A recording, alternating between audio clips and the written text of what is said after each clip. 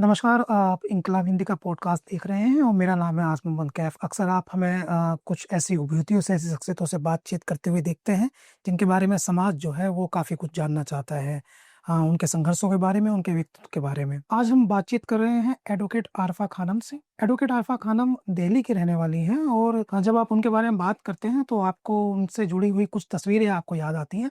ख़ासकर वो जो मई 2022 की एक तस्वीर है, जो तस्वीर तो भारत की थी लेकिन दुनिया भर में उसने बहुत बवाल अ, मचा दिया था। वो तस्वीर थी कि जब एक घरों को तोड़ने के लिए बुलडोज़र पहुँचा था, तो वो बुलडोज़र के ऊपर खड़े होकर के सिस्टम के लोगों से, वर्दी में कुछ लोग खड़े थे, उनसे लड़ रही थी। उस तस्वीर ने एक इनकलाबी तस्वीर की इमेज बनाई थी पूरी दुनिया में। उसके बाद आपने देखा होगा कि सीएनआरसी प्रोटेस्ट के दौरान उनकी जो लीगल हेल्प रही, उसने बहुत सारे बेगुनाहों की जान बचाने में मदद की और आजकल वो फिर से चर्चा में है। इस बार भी चर्चा में होने की मुझे एक तस्वीर ही है, जो बकरा-ईद पर उन्होंने एक पोस्ट कर दी थी, जिसके बाद से वो कुछ ख़ास लोगों के निशाने पर आ गई। इसके साथ और भी दूसरी चीज़ें हैं, जैसे एडवोकेट आरिफ़ा जो हैं, वो जहाँ रहती हैं, उस क्षेत्र में बड़ी आबादी एक ख़ास कम्युनिटी के लोगों की हैं और वहाँ पर वो एक प्रकार से अपनी जद्दोजहद, अपनी जुस्तजू और अपने संघर्ष को लेकर के एक मजबूत आइडेंटिटी रखती हैं। बहुत स्वागत है आपका आरिफ़ा जी। बहुत शुक्रिया। ठीक हैं आप? मैं ठीक हूँ, आप कैसे हैं? तो आप सुप्रीम कोर्ट की वकील भी हैं? जी, मैं सुप्रीम कोर्ट में प्रैक्टिस करती हूँ, मैं हाई कोर्ट में प्रैक्टिस करती हूँ और मैं ऑल डिस्ट्रिक्ट कोर्ट्स के अंदर जहाँ-जहाँ ज़रूरत होती है वहाँ-वहाँ आप प्रैक्टिस सामाजिक कार्यकर्ता भी हैं। जी। क्या सामाजिक काम करती हैं? देखिए सामाजिक कार्य तो मेरा जब से मैं कॉलेज में थी तब से मेरा सामाजिक कार्य तब से लेकर आज तक मैं सामाजिक कार्यों में ही हूँ। चाहे आप उसको पॉलिटिकल आज के नज़रिए से अगर आप पॉलिटिकली देखें तब भी वो सामाजिक कार्य जो लोगों की खिदमत करना पहले भी खिदमत कर रही थी, आज भी खिदमत है। जैसे कि अगर हमारे एरिया की आपने बात की तो हम मैं ओखला से आती हूँ। ओखला के अंदर हमारे यहाँ पर कई क्लस्टर्स हैं, कई ऐसी जगह हैं जहाँ पर लोग अपने बच्चों को स्कूल नहीं भेज पाते हैं और एजुकेशन से लैस हैं। वहाँ पर हम लोग स्कूल खोलते हैं, वहाँ पर ऐसे बहुत से ऐसे लोग हैं जहाँ पर लीगल असिस्टेंस की ज़रूरत होती है, लीगल मदद की ज़रूरत होती है। उन लोगों को नहीं मालूम कि कहाँ पर हमें अगर हमारे घर में कोई एफआईआर हो गई या किसी ने हम पर कोई मुकदमा कर दिया, तो हम कहाँ जाएँ? कोई औरत पिट रही है, उसे नहीं पता, अपने हक-हुकूक का नहीं पता। तो उसके लिए हम लोग अक्सर लीगल कैंप्स लगाते हैं, अक्सर हम लोग उनको अवेयर करने का काम करते हैं, बच्चों को एजुकेशन देने का काम करते हैं। हर ईद से लेकर के ख़ैर वो अलग चीज़ है कि हम लोग अक्सर राशन डिस्ट्रीब्यूशन, चाहे वो क्लॉथ डिस्ट्रीब्यूशन, अलग-अलग प्रोजेक्ट के ज़रिए हम लोग चाहे वो रोटी बैंक, कपड़ा बैंक या और भी अलग-अलग प्रोजेक्ट्स जो हम लोग चलाते हैं।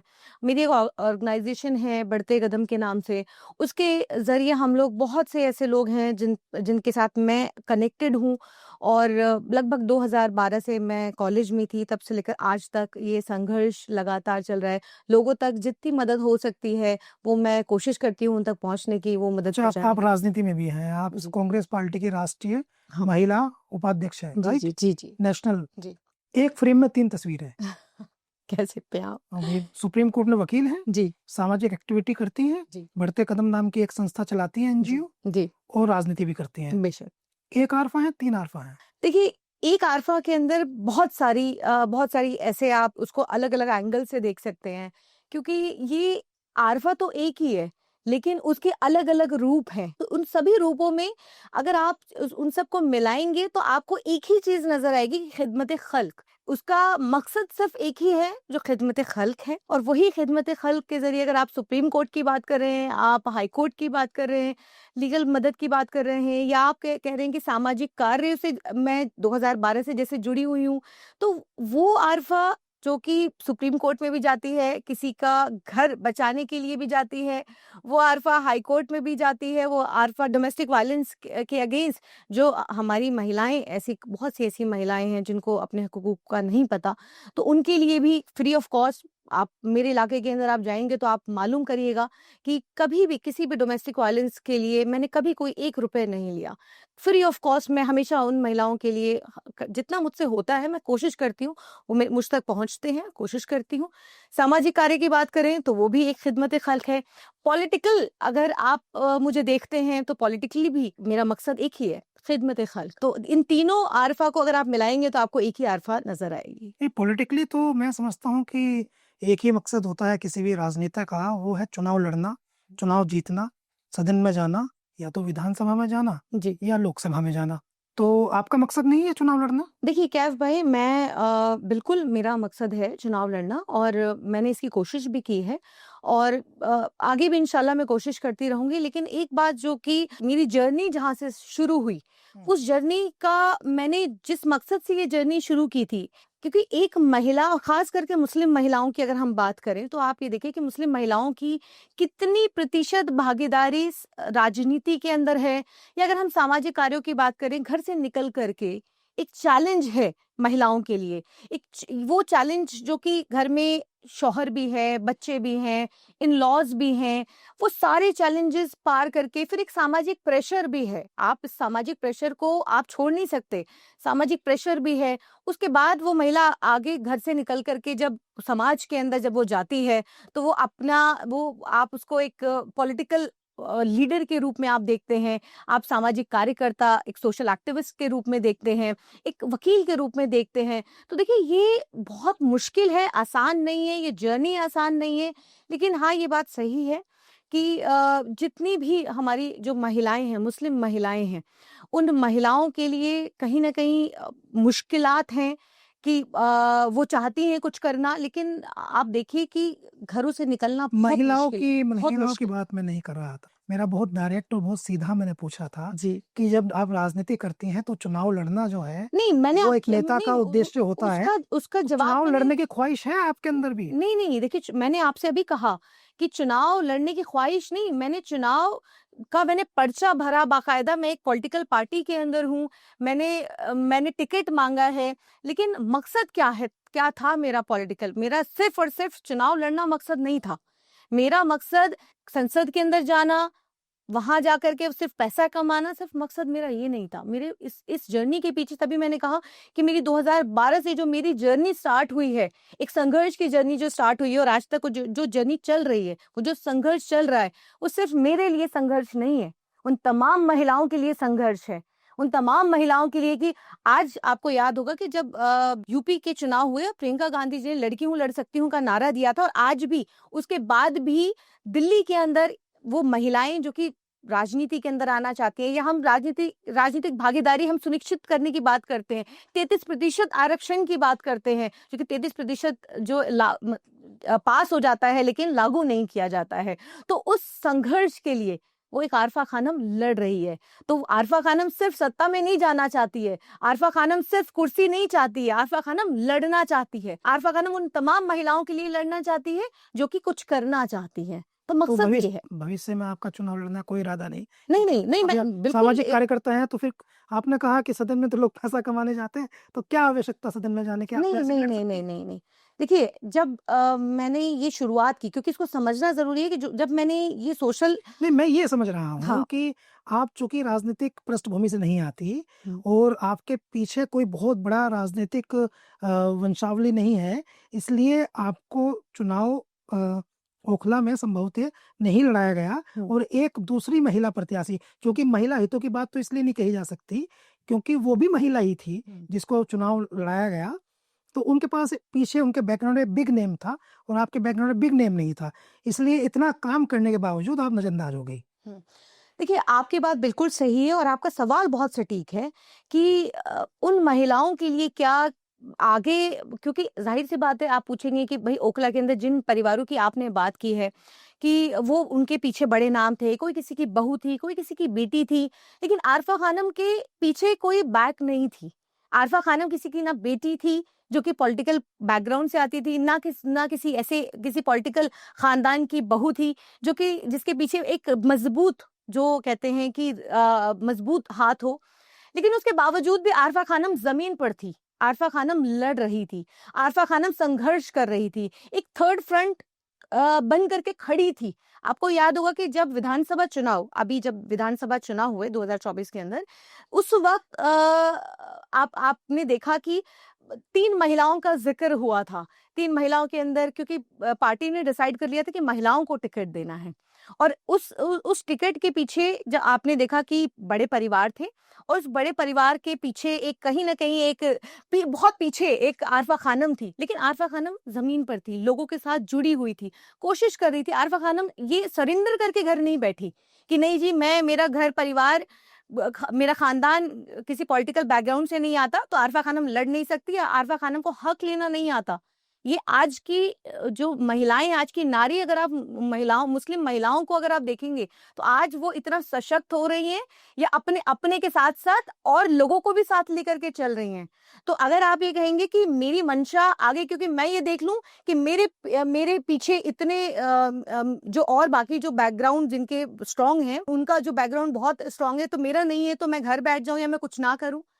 मैं लोगों का साथ है अल्हम्दुलिल्लाह, लोगों के साथ, जिन लोगों के साथ मैं कनेक्टेड हूँ, जो लोग मेरे साथ हैं, तो मुझे मालूम है कि आज नहीं तो कल ये संघर्ष आपको कहीं तो पहुंचाता है। नहीं, आपके संघर्षों पे कोई सवाल नहीं है, जी। आपकी जो आइडेंटिटी विकसित हुई है, वो आपके संघर्षों से ही हुई है। जी, जी, जी। मगर हम बस ये कह रहे हैं कि जी। जो संघर्ष करता है, जी। जैसे आपने किया भी है, तो क्या संघर्षों का रिवार्ड भी मिलता है या किसी का बेटी या किसी की बहन या किसी की बहू को मिल जाता है? नहीं बस देखिए, इतना है। नहीं, बिल्कुल आपकी बात सही है कि देखिए कहीं न कहीं एक टिकट मिलने में चूक रही। अब देखिए बहुत सारे फैक्टर्स होते हैं कि जब आप ज़मीन पर होते हैं, देखिए मेरी राजनीति इसी कमरों में बैठ कर के राजनीति करने की कभी रही ही नहीं। जिस तरीके से मैं मेरी राजनीति रही है, मैं हमेशा अपने आप को मानती हूँ कि लोगों के बीच में रहना, लोगों के लिए काम करना जितना हो सकता है, जितना अल्लाह ताला ने आपको हौसला दिया है, उस हौसले से आप लोगों के जितना काम आ सकते हैं, आप वो कोशिश करते हैं। तो वो मेरी कोशिश रहती है। उसके बाद अगर जहाँ तक पॉलिटिकल पार्टीज़ की बात है कि वो कहीं किसी बेटी या किसी की बहू को टिकट देती है और आप कहीं न कहीं चूक जाते हैं, तो देखिए इसके अंदर बहुत सारे फैक्टर्स होते हैं, बहुत सारी ऐसी चीज़ें हैं कि जिसकी वजह से आप कहीं न कहीं चूकते हैं। कहीं न कहीं अब आप आपने खुद कहा कि भई किसी की बेटी या बैकग्राउंड की बात है। तो देखिए मुझे ऐसा लगता है कि आपका संघर्ष कभी ज़ाया नहीं होता और मुझे लगता है कि आज नहीं तो कल ये रिवॉर्ड ज़रूर मिलेगा। लोगों का साथ है अल्हम्दुलिल्लाह। बाकी देखिए बहुत सारी चीज़ें मैं ये भी कह सकती हूँ कि बहुत सी मेरी भी कमज़ोरियाँ रही होंगी, कहीं न कहीं मेरी भी चूक रही होगी। तो मैं अपने आप को देखिए और ज़्यादा बेहतर बनाने के लिए मैं उस कोशिश में लगी रहती हूँ कि शायद आने वाले टाइम पे, क्योंकि ये हर आपको हर चीज़ आपको एक सीख देती है। टिकट नहीं मिलना भी मेरे लिए कहीं न कहीं मुझे और ज़्यादा स्ट्रॉन्ग करता है, मुझे और मज़बूती देता है, मुझे और लड़ने की ताकत देता है कि और दुगनी दोगुनी ताकत से और दुगनी मेहनत से मुझे आगे बढ़ना है और मेहनत करनी है और कहाँ मेरी चूक रही है, कहाँ मैं इग्नोर्ड हुई हूँ, तो उसके लिए मुझे मेहनत करनी है। एक्चुअली ये टिकट मिलना ना मिलना जी। हमारा नहीं इशू है। मैं एक बहुत ब्रॉड सवाल की तरफ था जी। और आप उसको जो है थोड़ा आपने संकुचित कर दिया। मैं बस ये जानना चाहता था, नहीं, आप पूछ सकते हैं, अगर आप उसको ब्रॉड वे हाँ, में भी पूछ सकते मैं हैं। ये सिर्फ़ ये जानना चाहता था कि राजनीतिक पार्टियाँ जो होती हैं, जी। वे कब तक किसी की बेटी को या किसी के बेटे को या किसी के भाई को, हुँ। वो जिनके पहले से राजनीति में स्थापित हैं, हुँ। सांसद हैं या विधायक हैं या हुँ। मिनिस्टर हैं, उनको आगे बढ़ाते रहेंगी और एडवोकेट आरफ़ा खानम शिकार बनती रहेंगी। मैं ये समझ ब्रॉड लेवल पे नहीं जानना चाहता, मैं ब्रॉड लेवल पे जानना चाहता हूँ, छोटे लेवल पे नहीं जानना चाहता। ये कब तक चलेगा? देखिए ऐसा है, जो मैंने महसूस किया है, आप मैं पर्सनल मत लीजिए, नहीं, बड़ा नहीं, नहीं, सवाल है। नहीं, नहीं, मैं बिल्कुल मैं समझ रही हूँ बात आपकी। देखिए मैंने इसको अपने पर्सनली क्यों मैंने ये कहा, क्योंकि मैं इस बात को, इस चीज़ को इस तरीके से बिल्कुल नहीं ले रही कि ये सिर्फ़ आरफ़ा खानम के साथ हो रहा है। आपका जो सवाल जी, है वो यही है बड़ा कि सवाल है। हाँ, बड़ा सवाल है कि और बड़े लार्ज लेवल पर ऐसा नहीं कोई आरफ़ा खानम को इग्नोर किया गया है या आरफ़ा खानम को ही के साथ अगर ऐसा है तो।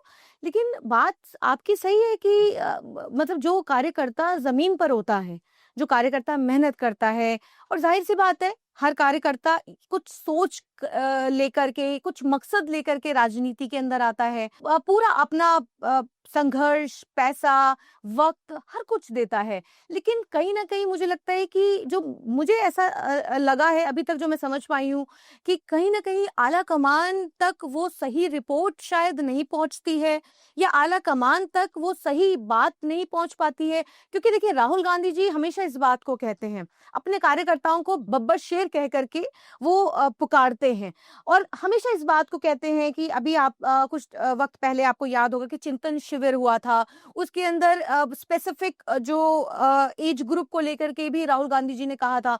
ये भी राहुल गांधी जी का कहना था कि आज हमारी ही पार्टी के अंदर बहुत सारे ऐसे बीजेपी और संघी जो आज हैं, तो उनको उनके चेहरे आइडेंटिफाई करके भी राहुल गांधी जी ने बताया था। तो देखिए बहुत सारी ऐसी चीजें हैं, क्योंकि जब राजनीति के अंदर हम होते हैं तो सब कुछ, सारी कॉल आपकी होती है, लेकिन जब इग्नोर करने की बात आती है, बहुत सी ऐसी जगहों पर आप देखेंगे, चाहे मंचों की बात करें या टिकट्स की बात करें, या और जब ओहदा देने की इज्जत अफजाई की बात आती है, तब वहां पर कहीं ना कहीं इग्नोरेंस होती है, ये सही बात है। और उसके लिए देखिए सिर्फ एक ही शब्द में कह सकती हूँ कि देखिए वो आप कांस्टेंट लगे रहिए, कांस्टेंट आप प्रयास करते रहिए, क्योंकि देखिए कब तक इग्नोर कोई भी आपको करेगा और कब तक आप इग्नोर होंगे, कहीं ना कहीं देखिए अल्लाह ने रास्ता जो है वो आपके लिए जो सोचा हुआ है, अगर आपके लिए कुछ सोचा हुआ है तो जाहिर सी बात है कि कब तक आप इग्नोर हो सकते हैं। इग्नोर कहाँ आप होती हैं, आप तो बुलडोजर पर चढ़ जाती हैं। किसी दिन जहाँ से टिकट बढ़ते हैं उस टेबल पे भी चढ़ जाना। नहीं नहीं नहीं नहीं, देखिए अपने अपने अपने आप को तो अपने लड़ना तो पड़ता है ना। देखिए लड़ रहे हैं और आगे अच्छा, भी। कितनी बार बुलडोजर पर चढ़ी हैं आप? देखिए मेरा तो एक ही बार एक्सपीरियंस रहा है बुलडोजर पर चढ़ने का, क्योंकि वो बुलडोजर शाहीन बाग में पहली दफा ही आया था, तो पहली दफा ही चढ़ना हुआ, दोबारा आएगा तो दोबारा कोशिश करेंगे चढ़ने की। नहीं, वो ओखला विधानसभा तो बहुत बड़ी है ना। नहीं नहीं, मैं अबुल फजल में बुलडोजर आएगा तो नहीं चढ़ेंगी? नहीं नहीं नहीं, देखिए ऐसा है, असंवैधानिक बुलडोजर, असंवैधानिक बुलडोजर। देखिए क्योंकि कुछ चीजें ऐसी हैं कि आप उस चीज को, आप ऐसा भी नहीं है कि आप इलीगली कोई चीज ऐसी कर दीजिए और कहिए कि हम तो बुलडोजर रोक देंगे, हम कानूनी कार्रवाई, हम जो सही तरीके से जो चीजें हो रही हैं हम उसको नहीं होने देंगे। जैसे कि अभी अगर आप बात करेंगे कि जो शाहीन बाग का बुलडोजर था, जो 2022 9 मई 2022 का जो बुलडोजर आया था, वो असंवैधानिक बुलडोजर था, जिसको हम लगातार इस बात को कह रहे थे कि अगर असंवैधानिक बुलडोजर चलाया जाएगा हम रोकेंगे। अगर किसी की बिल्डिंग अवैध है या किसी का कोर्ट प्रोसीजर, एक कानून के अंदर एक कानूनी प्रक्रिया है, आपने कोई नोटिस दिया क्या, आपने पहले से कोई इंटीमेट किया क्या, आपने वक्त दिया क्या, आप ऐसा नहीं कर सकते कि आप हजारों परिवार को, आपको याद होगा हल्द्वानी के अंदर 4 लाख से ज्यादा परिवार सड़क पर थे, उन्होंने डिमार्केशन तक कर दी थी और उन्होंने कहा था कि उन्होंने वक्त दिया और वक्त देकर के ये कहा था कि आप 4-4.5 लाख परिवार सड़क पर कई दिनों तक रहा, और उन्होंने मुझे अप्रोच किया। हम लोग सुप्रीम कोर्ट गए, उसके अंदर हालांकि सलमान खुर्शीद साहब उसके अंदर अपीयर हुए थे, उसके अंदर एक मेरी भी पिटीशन थी, हम लोग भी उसके अंदर गए थे।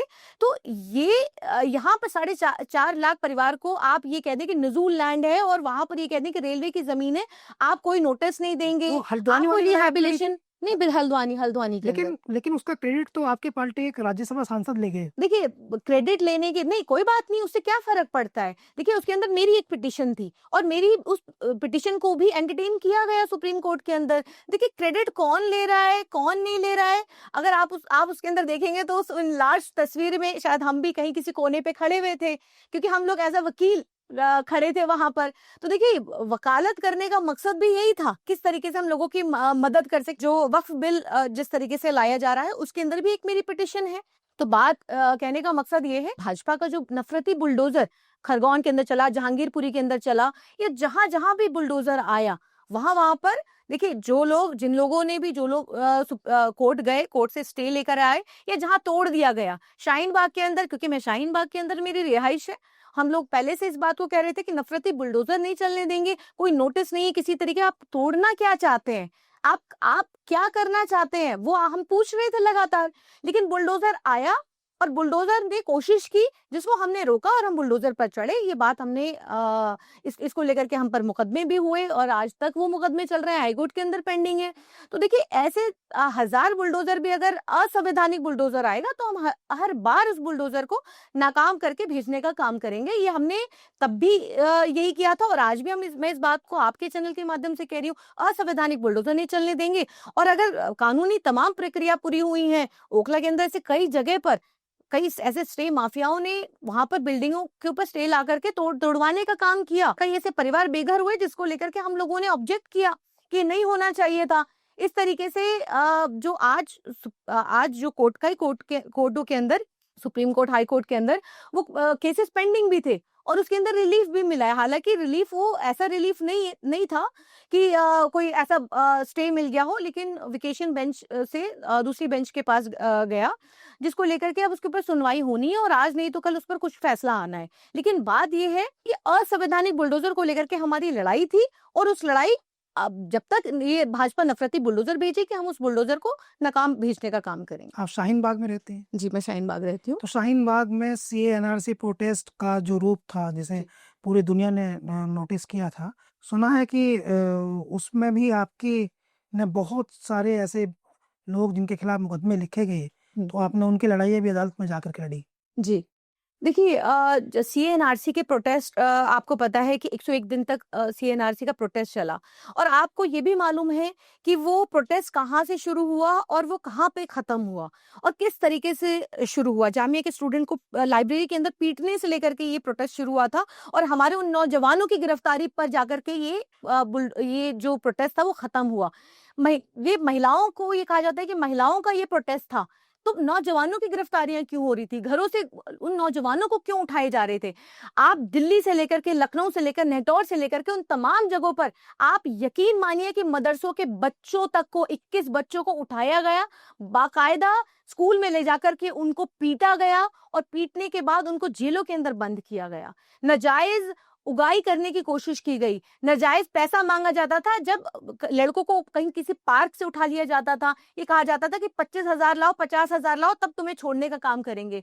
फिर अगर किसी ज़रिए वो किसी वकील तक पहुँच गया, तब वहाँ से वो लड़का छूट करके आता था। तो ज़्यादती आपको मालूम है सीएनआरसी के अंदर कितनी हुई है? तो इनको छुड़ाने का काम जो आपने किया, तो आपने तो पैसा नहीं लिया, फ्री ऑफ कॉस्ट नहीं, किया। हम कभी 1 रुपए हमने कभी लेने का काम नहीं किया। कोई नहीं बता सकता कि हमने कभी किसी से 1 रुपए लिया। हम क्यों लेंगे? हमने एक बाकायदा लीगल टीम दिल्ली के अंदर बनाई, हमने यूपी के अंदर बनाई, हमने बिहार के अंदर बनाई, मध्य प्रदेश के अंदर बनाई, ताकि कहीं नाजायज़ कहीं कोई गिरफ्तारियाँ हो रही हैं, उसको हालाँकि हमें फिर थ्रेटनिंग मिली।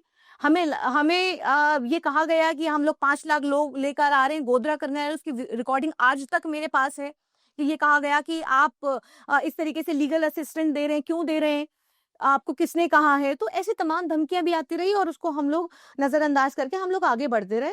तो ये वो वक़्त था। गुंडों ने ही धमकाया या सरकारी तंत्र भी कहीं धमका रहा था? नहीं देखिए, ज़ाहिर-सी बात है उन गुंडों के ऊपर किसका संरक्षण है, किसके संरक्षण में है वो गुंडे, वो आज वो तमाम वो गुंडे जिनको मोदी जी खुद उनको ये फ्रिंज तो कहते हैं, लेकिन उनकी गिरफ्तारियाँ नहीं होती हैं। उनको कहीं न कहीं उन तंत्रों का समर्थन मिलता है, ये तो हम सब जानते हैं, कोई छुपी बात तो है नहीं। तमाम दल बने हुए हैं, उन दलों को किस तरीके का संरक्षण मिलता है, ये भी हम जानते हैं।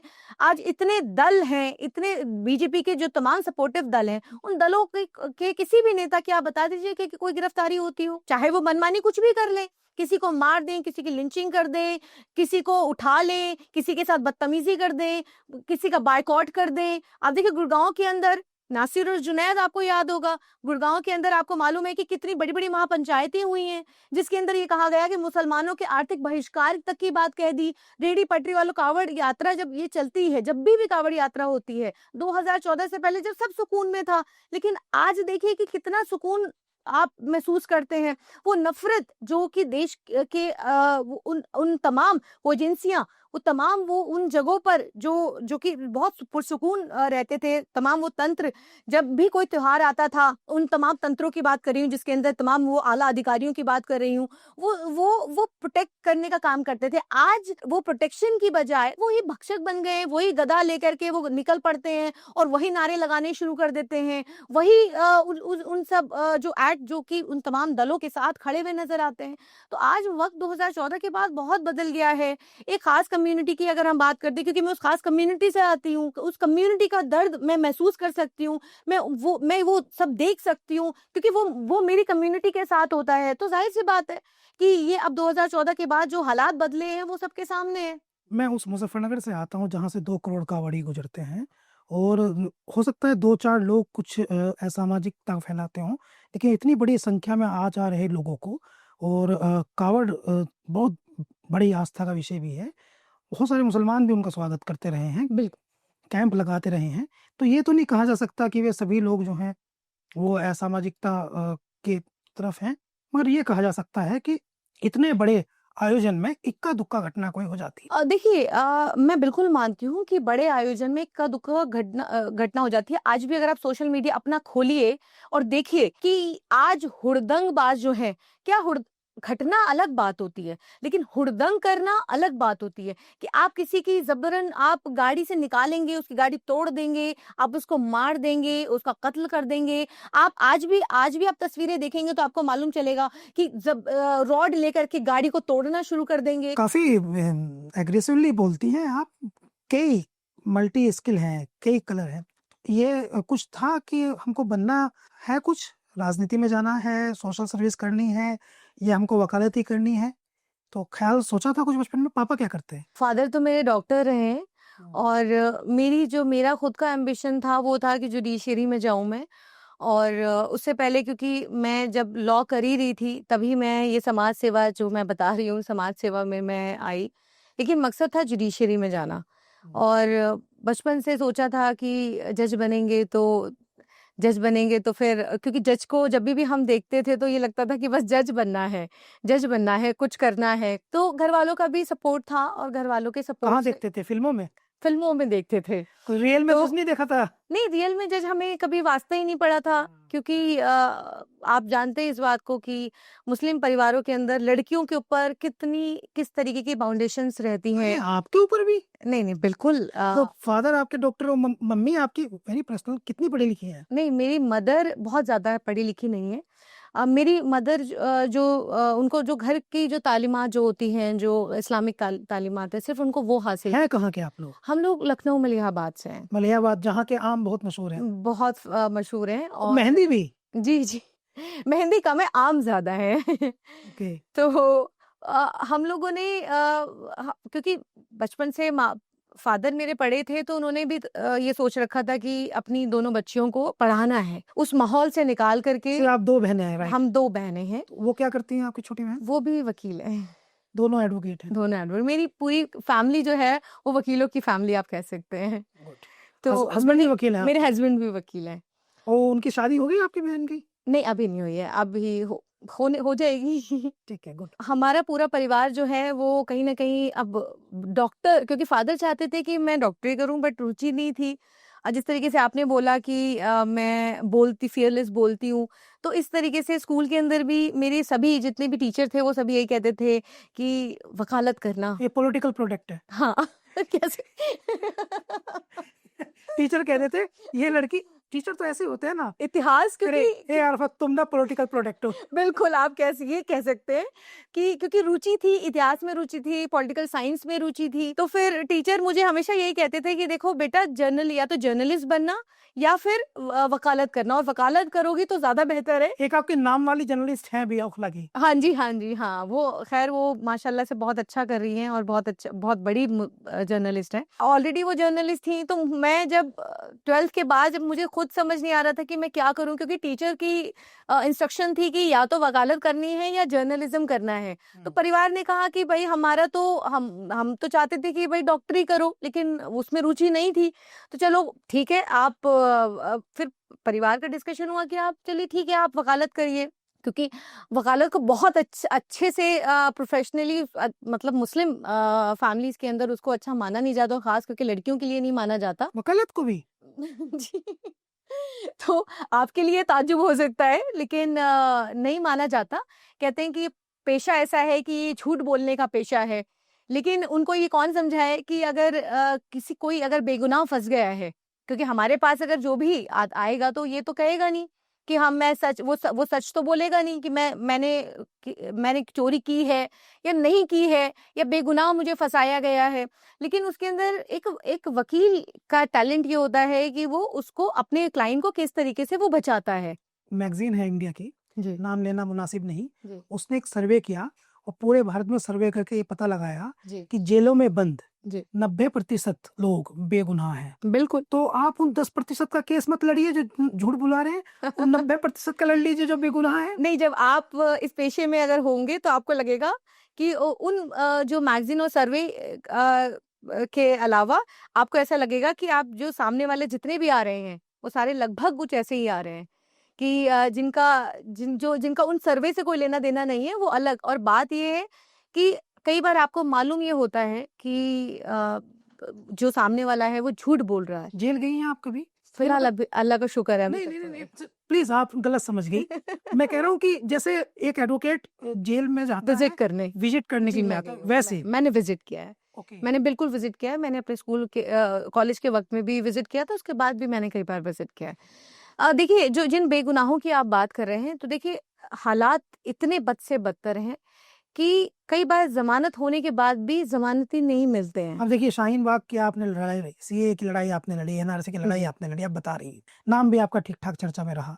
ये बात सही है कि आपने लड़ाई लड़ी। जी, दिखता था कि एक पैनल था, उसमें आपके हस्बैंड भी थे मुज़क्किर, जी, आप भी थे, तो एक पैनल था, तो आपने लड़ाई लड़ी, ये तो जी। दिखाई देती है बात। मगर ये भी तो आप मानती होंगे ना कि वो जिनकी आप लड़ाई लड़ रही थी, उनमें अधिकतर लोग बेगुनाह थे। बिल्कुल, तो तभी बेगुनाह लड़ाई लड़ रहे थे। तो वकालत का पेशा भी शानदार पेशा है, तो उसमें आप अब ये मत बताइए कि हम जो है वो झूठों की ही पैरवी करेंगे, ये नहीं, भी नहीं, कहिए कि हम बेगुनाहों की भी पैरवी नहीं, करेंगे। नहीं, जो वकालत के अंदर बहुत सारी चीज़ों की को अभी भी बहुत आपको सारे लोग हैं जो जेल में बंद हैं। नहीं बंद हैं, उन आज भी बंद है। सीएनआरसी के कई ऐसे जो बेगुनाह हैं, वो आज भी जेलों के अंदर बंद हैं, लेकिन वो बंद हैं। कई बार आपको आप सच बोल रहे होते हैं ना, तब भी मतलब आपको ज़मानत नहीं मिलती है। आपको याद है एक इलाहाबाद तो हाई इसको कोर्ट के झूठ मत कहिए, इसको कहिए वकील साहब की ट्रिक। मैंने बोला टैलेंट मैंने वही तभी इसको टैलेंट कहिए बोला आप था। वकील साहब की ट्रिक। मैंने तभी टैलेंट बोला था कि वकील का कैसा क्या टैलेंट है कि वो अपने क्लाइंट को रिलीफ दिला दे। टैलेंट कह सकते हैं। आज जब हाई कोर्ट की और तकलीफ होती है और बहुत ज़्यादा जब हम ऐसी तस्वीर देखते हैं कि एक हाई कोर्ट के इलाहाबाद हाई कोर्ट के जज बाहर अपनी स्पीच में ये कहते हैं कि हिंदू और मुसलमान करने की जब बात करते हैं, आपको याद होगा शेखर यादव नाम है उनका। तो उनकी एक बहुत कंट्रोवर्शियल स्पीच है जिसके अंदर उन्होंने कहा है कि मुसलमानों को लेकर के उन्होंने बड़ी बहुत दुःख हुआ था सुन करके। हाँ, तो आपको लगेगा कि क्या डेमोक्रेसी के क्या एक जो पैनल है, वो पैनल इस तरीके की बात करेगा तो जस्टिस कहाँ रहेगा? जस्टिस किसके पास जाएँगे? अगर कोई बेगुनाह है और इस तरीके का अगर कोई जज जो इस तरीके की बात कर रहा है, तो अगर मैं कितना भी सच बोल रही हूँ कि मेरा क्लाइंट बेगुनाह है, जो ये जिसको मुजरिम बनाया गया है वो बेगुनाह है। जज साहब तो पहले डिसाइड कर चुके हैं क्योंकि वो एक कम्युनिटी से आता है, इसको तो रिलीफ ही नहीं देना है। हाँ, ठीक है। तो फिर कैसे रिलीफ तो मिलेगा? ये तो है ना, अभी हम पिछले कुछ समय से देख रहे हैं कि न्यायपालिका को लेकर हाँ, के लोगों की राय में बदलाव आया है। बदलाव, काफ़ी बदलाव है। जुडिशरी को लेकर के लोगों की राय में बदलाव आया है। बिल्कुल, और बिल्कुल, हर एक प्रोफ़ेशन जिसको हम कह सकते हैं कि वो बहुत सम्मानित प्रोफ़ेशन रहा है, बिल्कुल। सदियों से हर एक प्रोफ़ेशन ने अपनी इंटीग्रिटी तो डाउन की है। हाँ, 2014 के मेडिकल बाद मेडिकल साइंस को देख लीजिए, मेडिकल डॉक्टर्स जो हैं भगवान का प्रतिरूप होते थे, लेकिन अब तो डॉक्टर्स गुर्दे सब किडनी, लीवर सब बेच रहे हैं। बिल्कुल आप आज प्रोफ़ेशंस की बात हो रही है तो देखिए हर प्रोफ़ेशन के अंदर चाहे वो बॉलीवुड हो, राजनीति हो या आप डॉक्टरी का पेशा बता दें, वकालत का पेशा बता दें, आज चाहे कोई काम कारोबार हो, वहाँ पर देखिए बहुत बड़े लार्ज लेवल नहीं, पर ये हमारा उद्देश्य तो फ़र्क ये आया है ना है। कि हमें खराब के बीच भी अच्छा रहना है। हम अच्छे ही हैं। हम भले ही हमारी साफ-सुथरी पानी की एक बूँद पूरा समुद्र खारा हो, लेकिन हम साफ पानी की बूँद बनकर ही तभी तो गिरेंगे। हम उस शफ़ में नहीं खड़े हैं। गुड। अच्छा ये बताइए, ये जो आप रहती हैं ओखला में, जी। ये 3-3 4-4 बार के विधायक वहाँ लोग बन जाते हैं और बड़े-बड़े नेता अपने आप को कहलाते हैं और पूरा प्रचार करते हैं कि हम हिंदुस्तान के तारीख के नहीं बल्कि दुनिया का कोई कोना ऐसा बचा नहीं, जो हमको जानता ना हो। बड़े-बड़े नाम वो कोई कहता है कि मैं देश में कानून मंत्री रहा हूँ, कोई कहते हैं कि मैं 2 बार का राज्यसभा सांसद, कोई कहते हैं मेरे भाई गवर्नर, कोई कहते हैं कि मैं खुद कई बार का मिनिस्टर, कोई 3 बार के विधायक। गलियाँ आप नहीं सुधार पा रहे, घेंटो आपने बना के रख दिया हो। गंदगी हर जगह पड़ी है, गड्ढे हर जगह पड़े हैं, जिसे चाहती है पुलिस उसे उठा के ले जाती है, जिससे चाहती है उससे पैसे ले लेती है। तो ये नेता लोग जो हैं ये हवा क्यों बनाते हैं फीफर जी? देखिए अभी हमारे इलाके के अंदर आम आदमी पार्टी के विधायक हैं और वो तीसरी बार जीत करके आए एक हैं। विधायक की बात नहीं की, मैं कह रहा हूँ सारे नहीं, नहीं, नेता, हमें नहीं अभी फ़िलहाल जिन्होंने मौजूदा भी तो प्रतिनिधित्व नहीं किया। मौजूदा जो हैं, मैं तो उनकी अभी फ़िलहाल बात कर रही हूँ। हुँ। तो 2 बार के विधायक ये भी जनता ने गड्ढा चुना। खुदवा देते हैं, भरवाते तो है जनता नहीं। ने चुना, तीसरी बार भी जनता ये ने चुना। इनका तो हम देखते हैं कि ये हाँ। गड्ढा खुदवा देते हैं, भरवाते नहीं है। अच्छा। देखिए ऐसा है जनता चुन रही है, 3 बार से इन जनता ने चुना। तो देखिए हमारा तो हम तो विपक्ष है। विपक्ष के तौर पर हम सवाल पूछते हैं जब हम वक्त, क्योंकि जनता ने उन्हें चुना है तो जाहिर सी बात है वक्त देना बनता है। 2 बार उन्होंने दो बार का टेन्योर उनका पूरा हुआ, उसके बाद तीसरी बार जब जनता ने फिर चुना, जिनकी इतनी मुखालफत थी, उसके बाद भी चुना, तो जनता ने ही चुना। जनता, जो सड़कें हैं वो जनता को भी नजर आ रही है, जो गलियां हैं वो जनता को भी नजर आ रही है। लेकिन वहां पर जिन मंत्रियों और कैबिनेट के अंदर जो लोग रहे हैं, उन लोगों की बात करें तो देखिए, चुनाव जब भी आता है तो देखिए बड़े बड़े वादे तो जरूर होते हैं, और वो वादे ऐसे इस तरीके के होते हैं कि अब चुनाव के बाद पता नहीं क्या से क्या हो जाएगा। लेकिन वो, आपने कभी उनको किसी भी मुद्दे पर आपने कभी आगे आते हुए नहीं देखा होगा। अब जब भी चुनाव की, कहते हैं ना, सत्ता की मलाई जब खानी होती है, तो सत्ता की मलाई के लिए सबसे आगे वाली लाइन जो होती है, वो सबसे आगे लाइन पे खड़े होते हैं कटोरा लेकर के, और उसके बाद जब चुनाव खत्म हो जाते हैं तो उसके बाद फिर सब खत्म। तो देखिए, ये वही संघर्ष है कि आज जो पुराने जो वो लोग हैं, जो कि कभी जनता के मुद्दों पर कभी मुखर होके बोलते नहीं है, कभी आगे नहीं आते। आपको इसलिए टिकट नहीं मिला क्योंकि ऐसे लोग जो बड़े नेताओं के नजदीकी हैं, आप उन्हें मलाई खाने वाला कह देती है। देखिए, ये मैं नहीं कह रही हूँ। ये देखिए, ये ऐसा सच है कि जो आज बच्चे को पता है कि जो लोग 5 साल गायब रहते हैं, मैं तो ये कहती हूँ कि इलाके के अंदर, इलाके की जो आज बदहाली है, तो आज चाहे मौजूदा विधायक आम आदमी पार्टी के हों, आप क्यों नहीं मुंह पे चढ़ करके आप सवाल कर लेते हैं? पूछिए जा करके, क्यों बैठे हुए हैं? आपके पास वो सारे जो वो कॉन्टैक्ट्स हैं, आपने काम किया है, आप चुनाव के वक्त वो सारे काम आप गिनवाते भी हैं, आप कहते भी हैं कि हम काम करना जानते हैं, तो फिर 5 साल क्यों गायब हो जाते हैं? 5 साल आप पूछिए, कराइए, उसको पकड़ के काम कराइए, लेकिन नहीं होता काम। हम कह रहे हैं कि अभी मौजूदा जो विधायक हैं, उनको तो काम कराना चाहिए ही, बिल्कुल कराना लेकिन जो उससे पहले के विधायक हैं, उससे पहले के मंत्री हैं, उससे पहले के सांसद हैं, बिल्कुल। हालत तो उन्होंने भी नहीं बदले। ओखला की हालत तो कभी बदली ही नहीं। आप बदल देंगी विधायक बन गई तो? मौका मिलेगा तो, अल्लाह ने चाहा तो ज़रूर। मैं जब चुनाव की तैयारी कर रही थी, तो शायद आपने, मुझे नहीं मालूम सोशल मीडिया पे देखा नहीं देखा, बट मैंने इस बात को ये बहुत ही मुखर तौर पर कहा था कि मैं, अगर मुझे मौका मिला, तो मुझे पता है कि मुझे कैसे लड़ना है, और अगर मैं काम नहीं करा पाई, मैं वो वाला वादा नहीं करी कि 15 दिन के अंदर हम इस्तीफ़ा देंगे। मैंने ये कहा था कि अगर मैं काम नहीं करा पाई, तो मैंने कहा मैं इस्तीफ़ा दे दूँगी। ये वो वादा है कि जो आप मेरे मुँह पर आकर पूछिए, आज हम बैठे हैं, आज मैं आपके बीच में हूँ, क्योंकि मैं कोई अलग से चुनाव के वक़्त में एक्टिव नहीं हुई हूँ, कोई अलग से कोई पैराशूट कैंडिडेट नहीं आई हूँ, आपके बीच में रहती हूँ, आपके बीच में हमेशा से काम कराती रही हूँ। जब मैं कॉलेज में थी, तब से मैं आपके काम करा रही हूँ। कॉलेज में थी तब से? तब से मैं मैं एक्टिविटीज़ के अंदर थी, मैं लीगल जो भी मदद होती थी, मैं वो करती थी, लोगों के घर जाती थी। मेट्रोज़, उस टाइम पे हमारे यहाँ पे मेट्रोज़ की जो गुंडागर्दी चल रही थी, कि वहाँ पर लोग काम कराते थे, और वो जो उनका पे था, वो नहीं देते थे।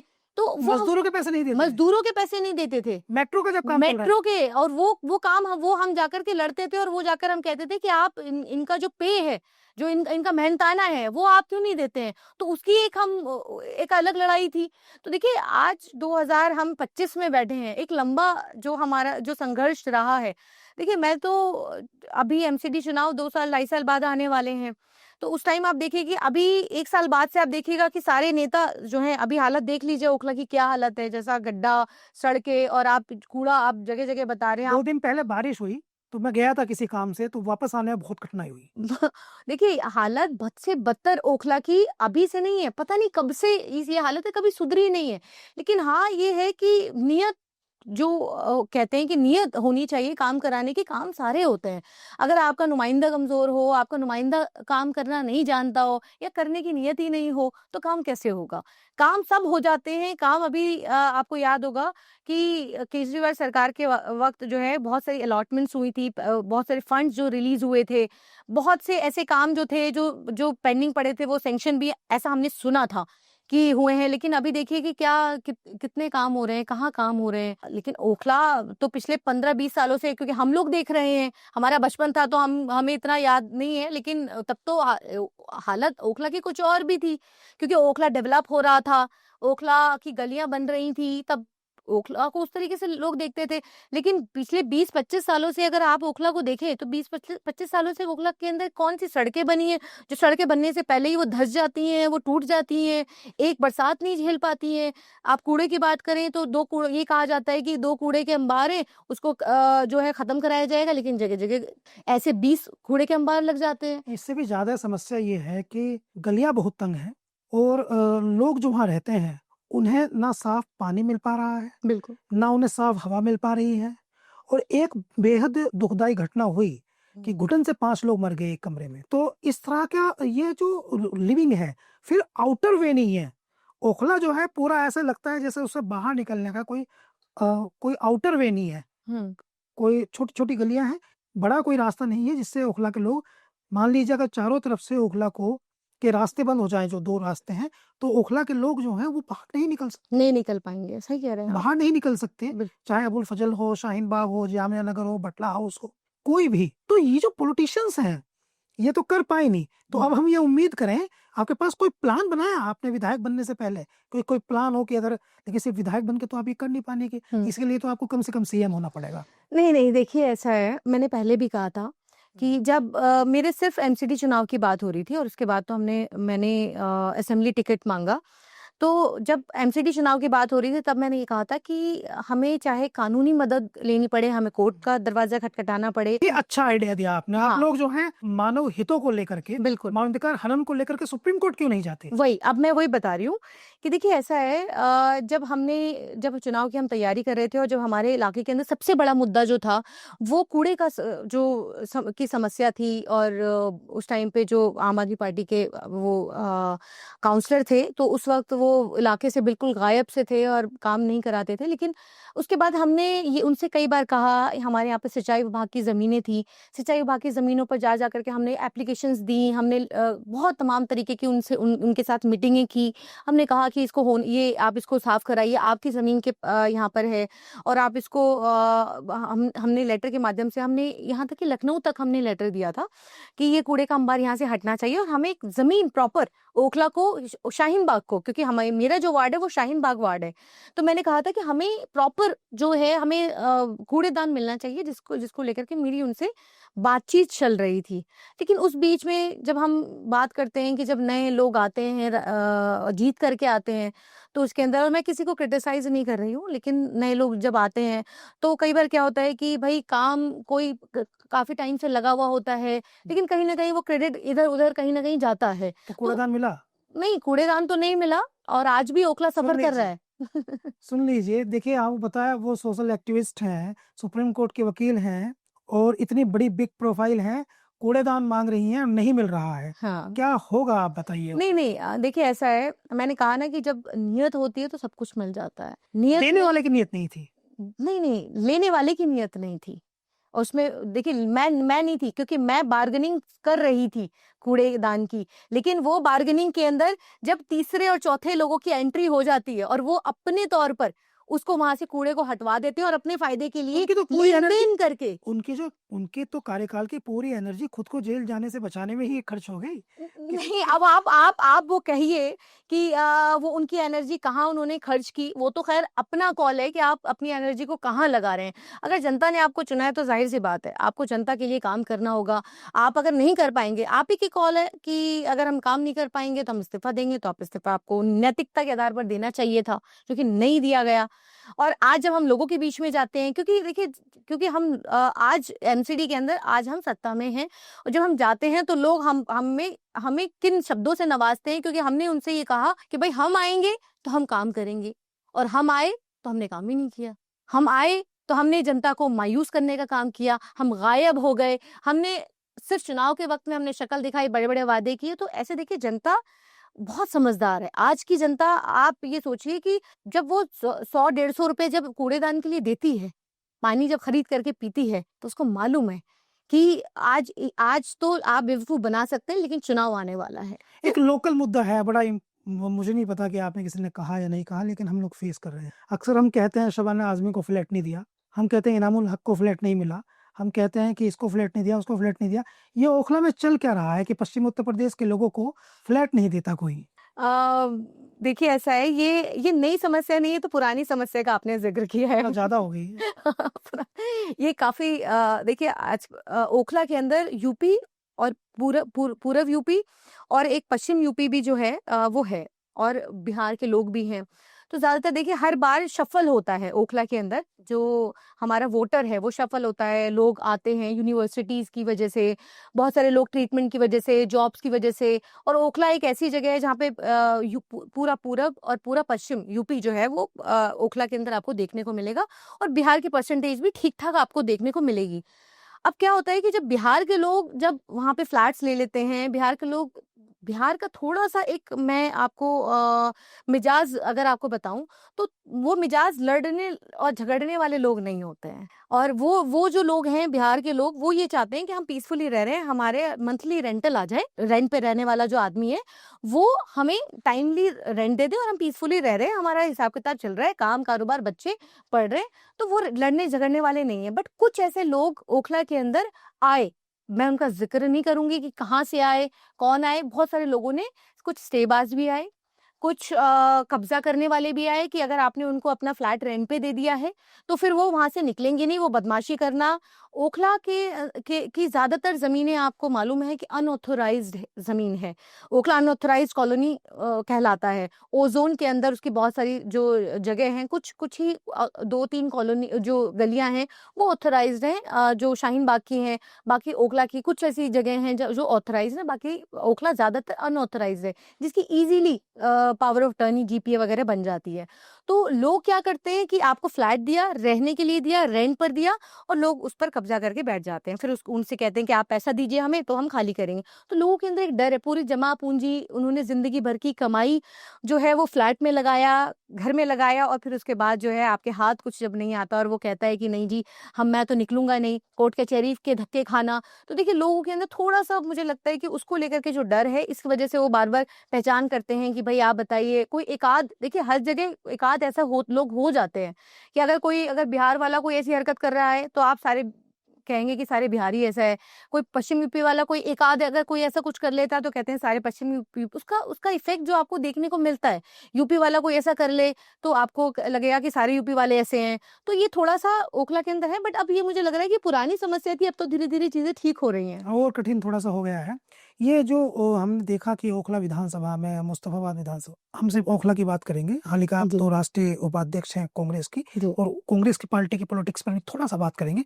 मगर पहले ये एक महत्वपूर्ण बात है, असदुद्दीन ओवैसी साहब ने अपना प्रत्याशी लड़ाया, जी। दोनों जगह पर।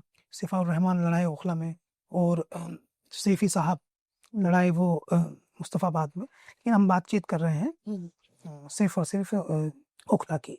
तो असदुद्दीन ओवैसी साहब का चुनाव लड़ाना सही निर्णय था, या उनको कांग्रेस को ये करना चाहिए था कि वो जेल में बंद सीएनआरसी के किसी इश्यू में किसी उनमें से किसी एक को चुनती और उसको टिकट दे देती? देखिए मैं फिर से कह रही हूँ कि टिकट का को लेकर के बड़े सारे फैक्टर्स होते हैं ज़मीन पर, धरातल पर, कि कोई ऐसे कैंडिडेट आप सीएनआर, क्योंकि सिर्फ सीएनआरसी का कैंडिडेट है, इसलिए क्या जनता उसको वोट करेगी?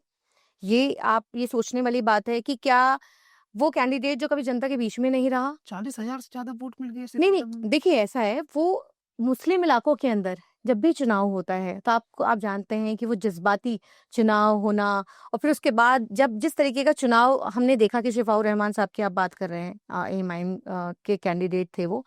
तो उस वक़्त ऐसी स्पीचेज़ होना, चुनाव के वक़्त में जो स्पीचेज़ होती हैं और जो माहौल बनता है एक, उसको लेकर के ख़ास करके ये चीज़ दिखाई जाती है कि एक विक्टिम है, इतने वक़्त से बंद है, उसके बीवी-बच्चे और ये सफ़र कर रहे हैं। तो देखिए उसका ना बड़ा असर होता है जनता के ऊपर, ऐसा नहीं है कि नहीं होता है। लेकिन जनता भी स्मार्ट है, वो ये सोचती है कि क्या ये जो कैंडिडेट है, जिसको हम वोट देने जा रहे हैं, तो क्या ये हमारे वोट देने के बाद ये जेल से बाहर आ जाएगा?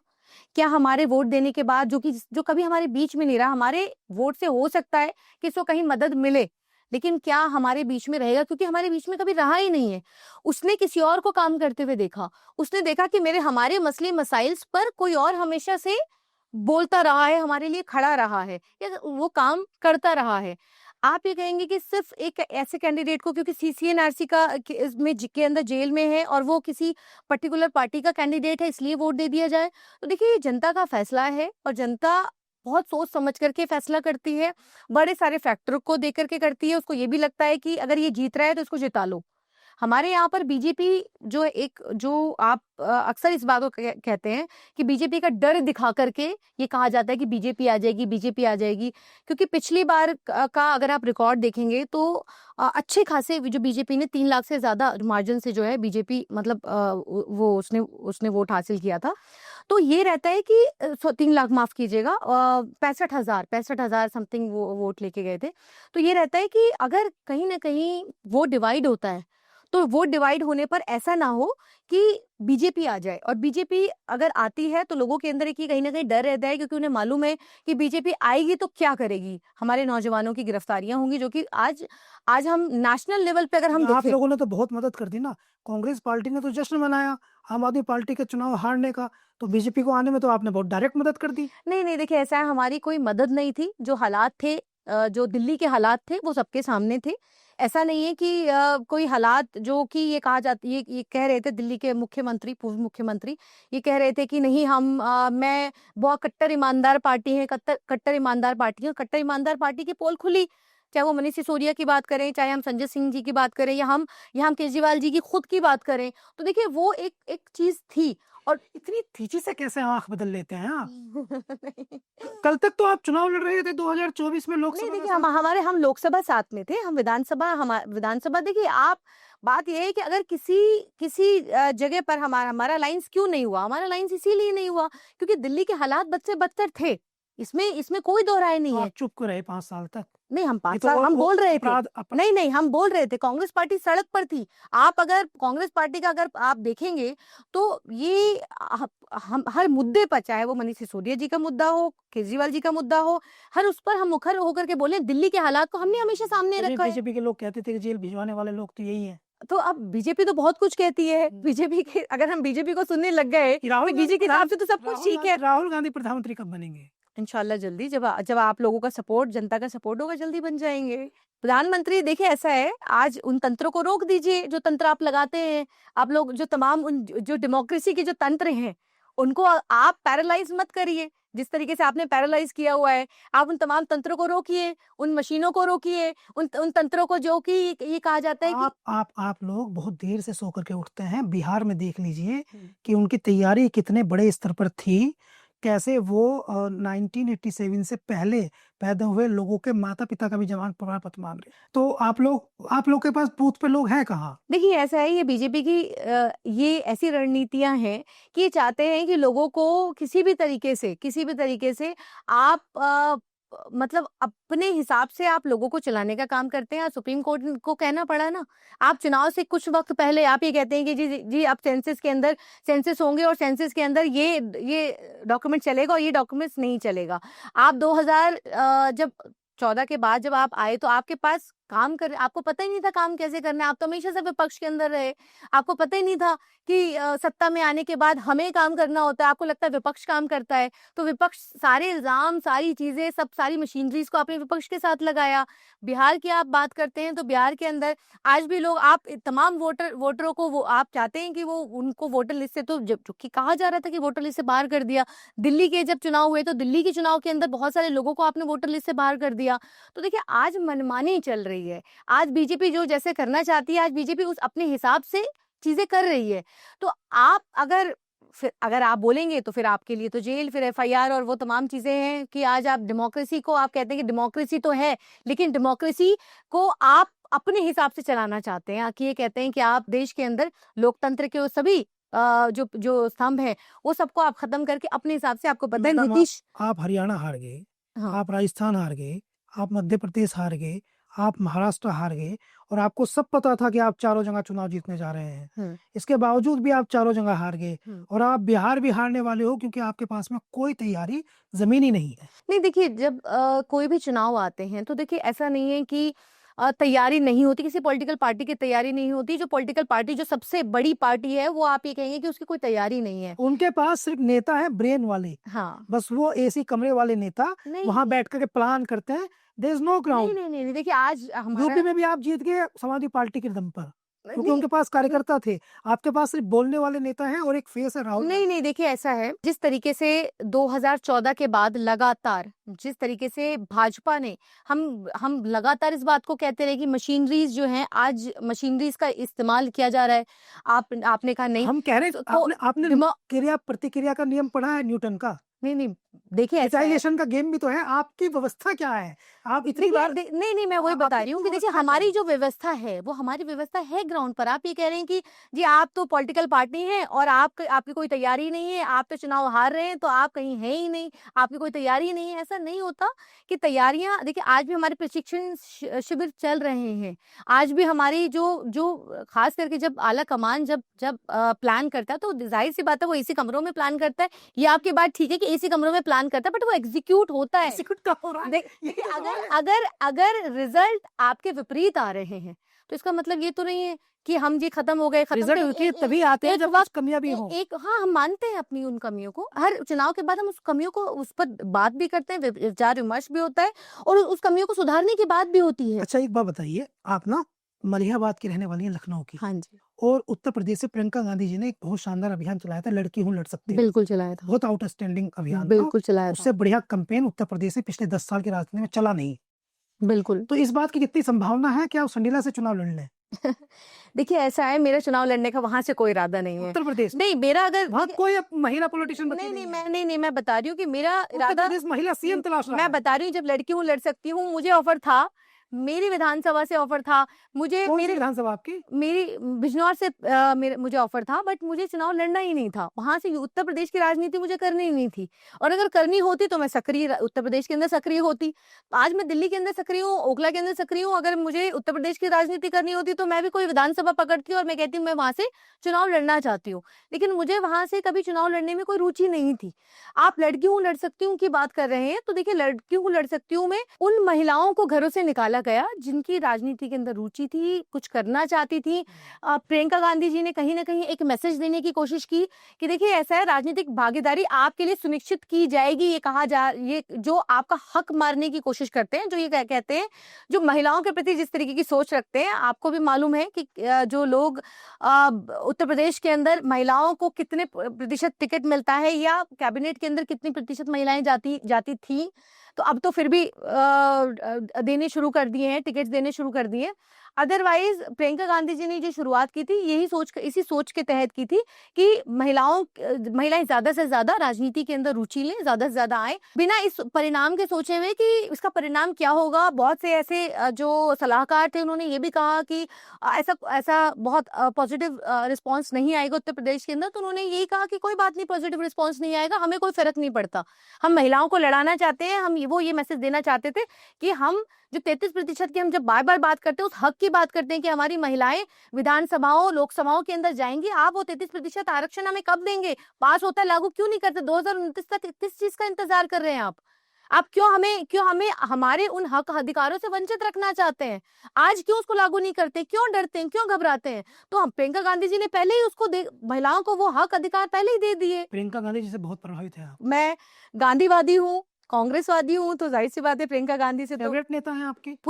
मैं पूरे गांधी परिवार मेरे लिए फेवरेट है। और राहुल गांधी जी हों, उनका कहीं ना कहीं उनकी जो राजनीति करने का तरीका है, कि जिस तरीके से वो कहते हैं कि नफरत के खिलाफ, और जिस तरीके से वो लड़ रहे हैं, स्टैंड करते हैं, लड़ रहे हैं। और ये देखिए कितना प्रेशर राहुल गांधी जी के ऊपर, कितना डराने की कोशिश हुई, किस तरीके से उनकी घेराबंदी की गई, उनके हर एक्ट को जिस तरीके से पूरी मीडिया करोड़ों रुपए लगा करके उनकी इमेज जो धूमिल करने की कोशिश हुई। तो देखिए उस सब के बावजूद भी वो आदमी खड़ा है और लड़ रहा है।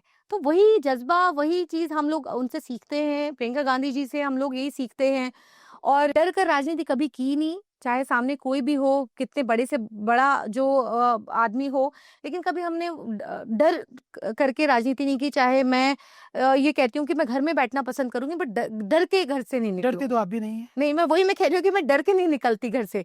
तो यही सोच है, और तभी मैं इन लोगों से एडमायर भी हूँ, और तभी हम लोग राहुल गांधी जी और प्रियंका गांधी जी, सोनिया गांधी जी, जो उनकी पूरी ज़िंदगी है, सोनिया गांधी जी को देख कर के कौन, मतलब ये सिर्फ़ बीजेपी ऐसा कर सकती है कि जो उनकी इमेज को, जो बार-बार जो उनका आईटी सेल, और बार-बार ये ऐसे छुटभैया कुछ ऐसे नेता हैं जो उनके ऊपर कमेंट कर देते हैं।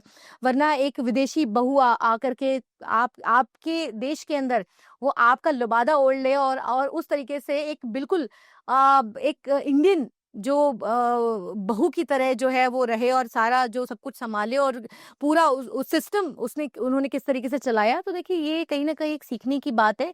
अगर कोई आदमी सीखना चाहता है तो किसी से भी सीख सकता है, और अगर नहीं सीखना चाहे तो ज़ाहिर-सी बात है, आप खुद एज़ अ पर्सन किस तरीके के इंसान हैं और क्या सीखना चाहते हैं, डिपेंड ये करता है। तो राहुल गांधी जी, प्रियंका गांधी जी और उनके बचपन की को भी कई बार हम पढ़ते हैं और देखते हैं। आपकी दादी जब आप घर पे भी ऐसे ही बोलती हैं, अम्मी रोकती हैं क्या आपको नॉन स्टॉप? नहीं, मैं तो पूछ रहा हूँ कि कभी बचपन में कहती हो, ये बोलती बहुत है। रुको, रुको, हाँ, रुको। हाँ, ये सामान्य समस्या है। बिल्कुल। आपके आपके पतिदेव भी कभी-कभी कहते होंगे, प्लीज़, नहीं, प्लीज़, उनको आदत हो गई। आदत होगी।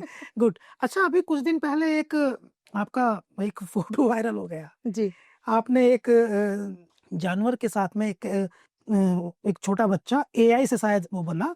आपने एआई से कहा होगा कि बकरा-ईद से रिलेटेड कोई फ़ोटो बना दीजिए। क्या कहा था? नहीं, नहीं, ऐसा नहीं था ये। क्या मतलब एआई से बना हुआ था ना वो? नहीं, नहीं, वो बना तो एआई से था, लेकिन वो मेरा बनाया हुआ नहीं था। ना ही देखिए, जब आपको पता ही है कि जब कोई त्योहार आता है, हुँ। तो ज़ाहिर-सी बात है, बहुत सारी मुबारकबाद आती हैं, और आप भी उस त्योहार में आप व्यस्त होते हैं।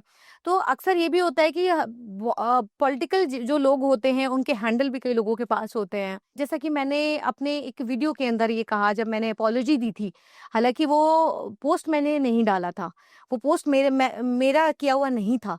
वो कई ऐसे लोग हैं जो जिनके पास मेरा हैंडल है, और उनसे भी बाय मिस्टेक ये गलती हुई। उन्होंने भी ध्यान नहीं दिया, देखा नहीं, और वो पोस्ट बाय चांस हो गया। 2 ढाई घंटे बाद जब मैंने फ़ोन उठाया और मैंने जब उस को देखा, तो मैंने डिलीट करके मैंने मुबारकबाद, दूसरी मुबारकबाद मैंने डाल दी। मुझे लगा कि ये गलत डल गया है।